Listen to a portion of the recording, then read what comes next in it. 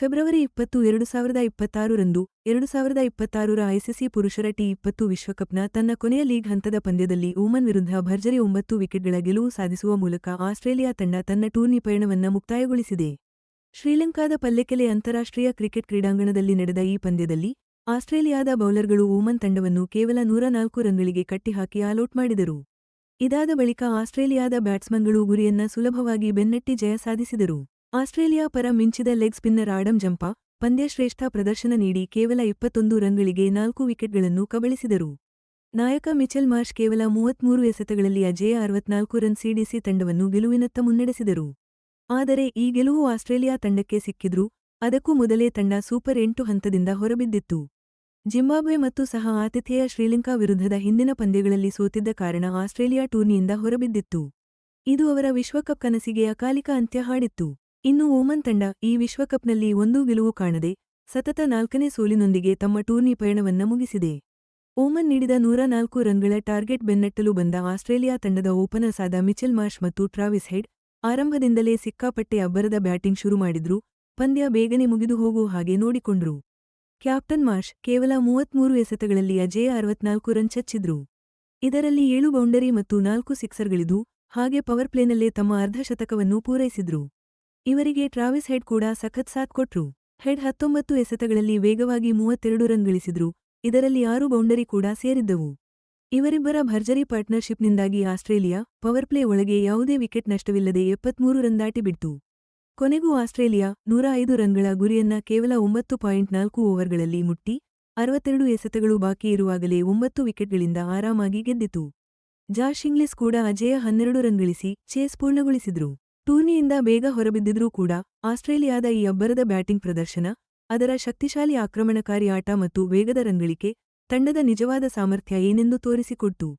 ಪಂದ್ಯದ ಶುರುವಲ್ಲಿ Australia ಬೌಲರ್ಗಳು Oman ಬ್ಯಾಟ್ಸ್ಮನ್ಗಳನ್ನ ಕಟ್ಟಿಹಾಕೋಕೆ ಅಂತಾನೆ ಹೇಳಿದ ಹಾಗೆ ಶಿಸ್ತಿನ ಬೌಲಿಂಗ್ ಮಾಡಿದ್ರು. ನಾಯಕ ಮಿಚೆಲ್ ಮಾರ್ಷ್ ಟಾಸ್ ಗೆದ್ದು ಫೀಲ್ಡಿಂಗ್ ತಗೊಂಡ್ಮೇಲೆ ಫಾಸ್ಟ್ ಬೌಲರ್ ಕಸೇವಿಯರ್ ಬಾರ್ಟ್ಲೆಟ್ ಸಿಕ್ಕಾಪಟ್ಟೆ ಇಂಪ್ಯಾಕ್ಟ್ ಮಾಡಿದ್ರು. ಇನ್ನಿಂಗ್ಸ್ನ ಮೊದಲ ಬಾಲಲ್ಲೇ ಅಮೀರ್ ಕಲಾಂ ಅವರ ಲೆಗ್ ಸ್ಟಂಪ್ಗೆ ಅಪ್ಪಳಿಸಿ ವಿಕೆಟ್ ಕಿತ್ತರು. ಬಾರ್ಟ್ಲೆಟ್ ತಮ್ಮ ಮಾರಕ ಸ್ಪೆಲ್ ಮುಂದುವರಿಸಿ 27 ರನ್ನಿಗೆ 2 ವಿಕೆಟ್ ಪಡೆದ್ರು. ಆಸ್ಟ್ರೇಲಿಯಾದ ನಂಬಿಕಸ್ಥ ಲೆಗ್ ಸ್ಪಿನ್ನರ್ ಆಡಮ್ ಝಾಂಪಾ ಆಮೇಲೆ ಮಧ್ಯಮ ಓವರ್ಗಳಲ್ಲಿ ಬಂದು ಸಂಪೂರ್ಣ ನಿಯಂತ್ರಣ ಸಾಧಿಸಿದ್ರು. ಅವರ ಬೌಲಿಂಗ್ಗೆ ರನ್ ಹೊಡೆಯೋಕೆ ಬ್ಯಾಟ್ಸ್ಮನ್ಗಳು ಪರದಾಡಿದ್ರು. ಝಾಂಪಾ 3.2 ಓವರ್ಗಳಲ್ಲಿ ಬರೀ 21 ರನ್ ಕೊಟ್ಟು 4 ಪ್ರಮುಖ ವಿಕೆಟ್ ಕಿತ್ತರು.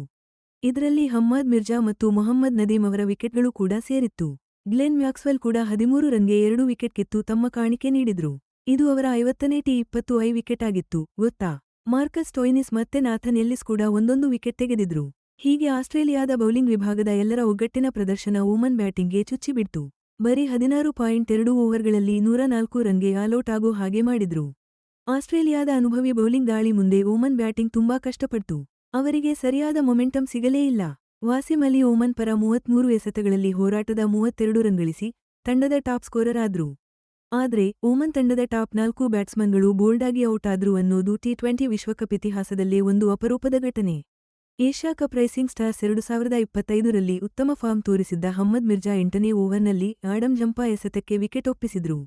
ಓಮನ್ ತಂಡದ ಮತ್ತೊಬ್ಬ ಆಟಗಾರ ಕರಣ್ ಸೋನಾವಲೆ ಕೂಡ ಈ ಪಂದ್ಯದಲ್ಲಿ 11 ಎಸೆತಗಳಿಂದ 12 ರನ್ ಕೊಡುಗೆ ನೀಡಿದ್ರು.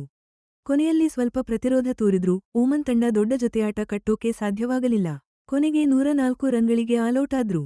2024ರ ಟಿ20 ವಿಶ್ವಕಪ್ ತಂಡದಲ್ಲಿ ಸ್ಥಾನ ಸಿಗದೆ 2026ರಲ್ಲಿ ತಂಡವನ್ನು ಮುನ್ನಡೆಸುತ್ತಿದ್ದ ಓಮನ್ ನಾಯಕ ಜತೀಂದರ್ ಸಿಂಗ್ ಪಂದ್ಯಕ್ಕೂ ಮುನ್ನ ಆತ್ಮವಿಶ್ವಾಸ ವ್ಯಕ್ತಪಡಿಸಿ ಕಷ್ಟಪಟ್ಟಿರೋ ಆಸ್ಟ್ರೇಲಿಯಾವನ್ನ ಮಣಿಸೋಕೆ ಇದು ಸೂಕ್ತ ಸಮಯ ಅಂತ ಹೇಳಿದ್ರು.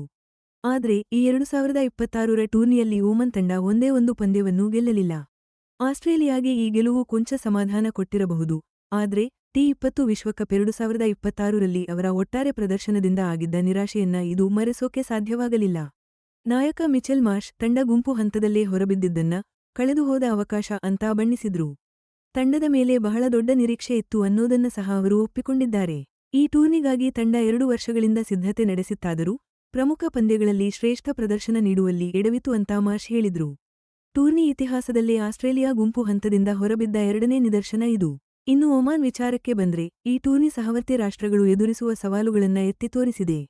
ನಾಯಕ ಜತೀಂದರ್ ಸಿಂಗ್ ಅವರು ಪೂರ್ಣ ಸದಸ್ಯ ರಾಷ್ಟ್ರಗಳ ಜೊತೆಗಿನ ಅಂತರವನ್ನ ಕಡಿಮೆ ಮಾಡಲು ಮತ್ತು ಜಾಗತಿಕ ಮಟ್ಟದಲ್ಲಿ ಪ್ರದರ್ಶನ ಸುಧಾರಿಸಲು ಫ್ರಾಂಚೈಸಿ ಕ್ರಿಕೆಟ್ನಂತಹ ಹೆಚ್ಚು ಸ್ಪರ್ಧಾತ್ಮಕ ಪಂದ್ಯಗಳ ಅವಕಾಶಗಳ ಅಗತ್ಯವಿದೆ ಅಂತ ಒತ್ತಿ ಹೇಳಿದ್ದಾರೆ. ಸದ್ಯ ಎರಡೂ ತಂಡಗಳು ಮುಂದಿನ ಸ್ಪರ್ಧೆಗಳತ್ತ ಗಮನಹರಿಸಿವೆ.